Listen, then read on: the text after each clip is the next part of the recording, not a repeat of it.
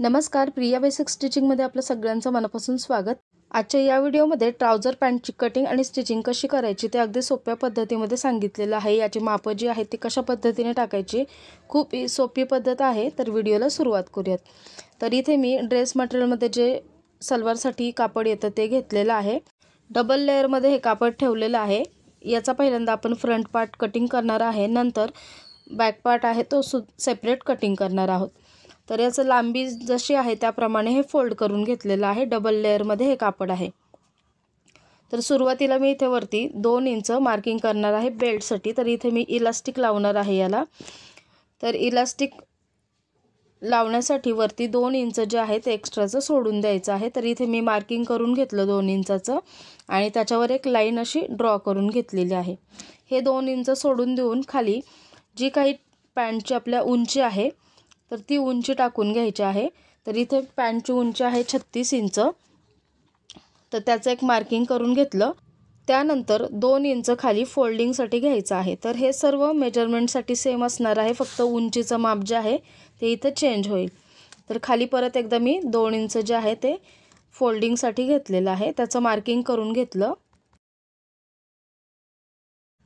इथे वरती कमरेचं माप टाकायचं आहे। तर कमरेचं माप टाकण्यासाठी सीट घेर जो काही आहे त्याचा चौथा भाग आणि त्याच्यामध्ये 1 इंच मिळवायचा आहे।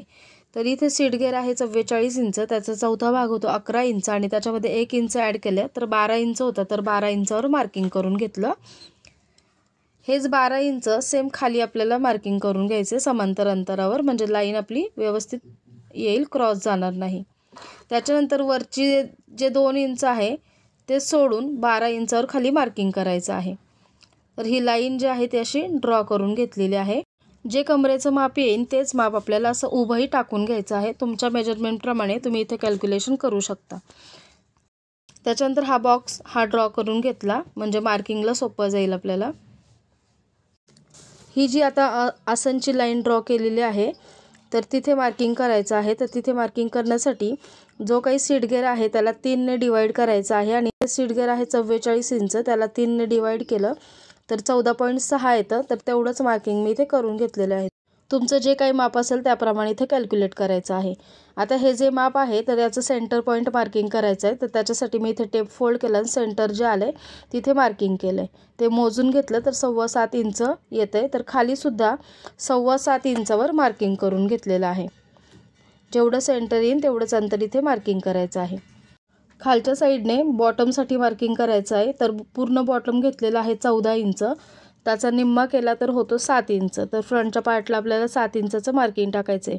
तर ते 7 इंचाचं मार्किंग डिवाइड करून टाकायचं आहे। हा जो सेंटर पॉईंट आहे त्याच्या अलीकडे 3.5 इंच आणि पलीकडे 3.5 इंच, असं टोटल हे 7 इंचाचं इथे मार्किंग करायचं आहे। बघू शकता इथे केलंय तसं। याच्या लाईन मी खाली अशा ड्रॉ करून घेतल्यात।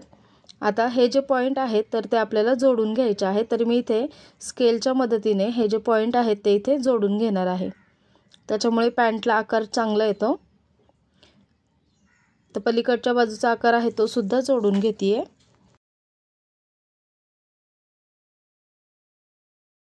इथे वरच्या बाजूने कॉर्नर निघू नये म्हणून थोडासा गोलाकार आकार द्यायचा आहे।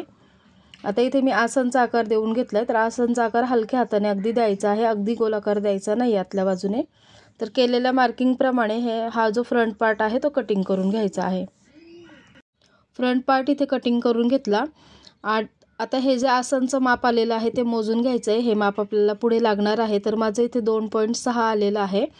तर हे माप आपल्याला पुढे लागणार आहे। तर आता फ्रंट पार्ट बाजूला ठेवला आणि आता बॅक पार्टचं कटिंग करायचं आहे। तर डबल फोल्डमध्येच मी अस्तर जे आहे ते इथे हंतरून घेतलेलं आहे। तर ओपन बाजूकडूनच इकडे माप टाकलेलं आहे। फ्रंट पार्ट याच्यावर सरळ ठेवून घ्यायचा आहे। जी पुढची बाजू आहे ती कट टू कट ठेवायची, खालच्या साईडने सुद्धा कट टू कट ठेवायचे, फक्त आपल्याला आसनच्या बाजूने हे माप वाढवायचं आहे। तर आता इथे आसनच्या इथे जेवढं जास्त आहे आपलं 2.6 इंच तेवढंच इथे मार्किंग करून घेतलेलं आहे। बॅकच्या पार्टसाठी तेवढा भाग जो आहे तो वाढून घेतलेला आहे। आता तेवढंच अंतर सेम वरच्या बाजूने सुद्धा आपल्याला वाढून घ्यायचं आहे। आसनचा जो भाग आहे तिथे 2.6 ते मार्किंग करून घेतलं। ही लाईन जी आहे ती इथे अशी ड्रॉ करून घेतली, म्हणजे त्याचा आसनचा आकार देता येईल आपल्याला बॅक पार्टला। आणि वरच्या बाजूने जी लाईन आहे ती सरळ करून घ्यायची आहे। इथे आसनचा आकार देऊन घ्यायचा आहे बॅक साईडच्या पार्टला। हलक्या हाताने आसनची गोलाई द्यायची आहे। आता इथे 2.6 आपण वाढवलेलं आहे एक्स्ट्राचं, तर इथे वरच्या बाजूने आसनच्या बाजूने वरच्या साईडला इथे मी 2.6 वर किंवा 2.5 इंच घेऊ शकता। तर इथे मी मार्किंग केलं आणि ही लाईन इथे अशी क्रॉस जोडायची आहे फ्रंटचा जो पार्ट आहे तिथे। फक्त हे जे 2.5 इंच वाढवलंय ते बॅकच्या साईडलाच वाढलं जाणार आहे। तर हे क्रॉसमध्ये इथे हा पॉईंट जोडून घेतला। आता खालच्या बाजूने इथे 2 इंच वाढून घ्यायचं आहे। ते प्रत्येक साईजसाठी तुम्हाला 2 इंचच वाढून घ्यायचं आहे, कारण शिलाई मार्जिन आपण फ्रंटच्या पार्टमध्ये कुठलीच घेतली नाही आहे, तर ही आपल्याला बॅकच्या पार्टमध्ये कव्हर करायची आहे। तर इथे मार्किंग करून घेतलं 2-2 इंचावर आणि स्केलच्या मदतीने इथे जो शेप आहे तो देऊन घेतलेला आहे। आता हे बॅकच्या पार्टचं सुद्धा कटिंग करून घ्यायचं आहे, जसं मार्किंग केलं आपण त्याप्रमाणे। तर बॅक आणि फ्रंटचं हे मार्किंग पूर्ण झालेलं आहे। इकडे पुढच्या बाजूने जसं आहे तसंच मार्किंग करायचं आहे, कुठलाही पार्ट वाढवायचा नाही। पुढच्या बाजूने केलेल्या मार्किंग प्रमाणे कटिंग करून घ्यायचं आहे बॅकचा पार्ट। आता हे बॅक आणि फ्रंट आपण स्टिचिंग करायचं आहे, तर स्टिचिंग करण्याची अगदी सोपी पद्धत आहे। तर इथे उलटी बाजू दोन्ही पार्टची वरच्या बाजूने ठेवलेली आहे। बॅक आणि फ्रंटचा आसनचा जो भाग आहे तो स्टिच करून घ्यायचा आहे पहिल्यांदा। तर मी इथे आसनचा भाग स्टिच करून घेतलेला आहे। त्यानंतर हा बॅकचा पार्ट आहे तो मी इथे सरळ करून ठेवलेला आहे आणि त्याच्यावर फ्रंटचा पार्ट आहे तो उलटा ठेवलेला आहे। आणि पहिल्यांदा इथे सेंटरला शिलाई करून घ्यायची आहे दोन्ही पार्टची। सेंटरला शिलाई केल्यानंतर हा जो साईडचा भाग आहे तो बॅकचा जास्त आणि फ्रंटचा कमी असणार आहे, तर दोन्ही पार्ट एकत्र धरून दोन्ही साईडला स्टिच करून घ्यायचं आहे। खालच्या बाजूने बॉटमचं 2 इंचाचं जे मार्किंग आहे एक्स्ट्राचं ते सुद्धा फोल्ड करून घ्यायचं आहे, डबल फोल्ड करून घ्यायचं आहे।